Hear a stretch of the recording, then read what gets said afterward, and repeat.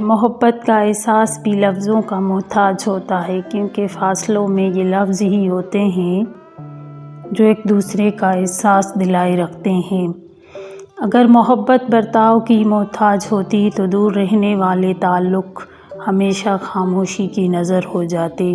ہر چیز کا ایک وقت ہوتا ہے، کبھی محبت احساس اور رویے سے نظر آتی ہے تو کبھی باتوں سے۔ محبت اور تکلیف کا آپس میں بہت گہرا تعلق ہے، دونوں انسان کو آنسو دے جاتے ہیں، لیکن ایک فرق ہے، تکلیف کبھی نہ کبھی ختم ہو جاتی ہے، لیکن محبت کبھی ختم نہیں ہوتی۔ محبت میں انسان تڑپ جاتا ہے، بے بس ہو جاتا ہے۔ محبت تو بادشاہ کو فقیر بنا دیتی ہے، پھر چاہے وہ انسان سے ہو یا پھر اللہ سے۔ محبت تو وہ ہے جس میں کسی کے ملنے کی امید بھی نہ ہو، مگر پھر بھی انتظار ہو۔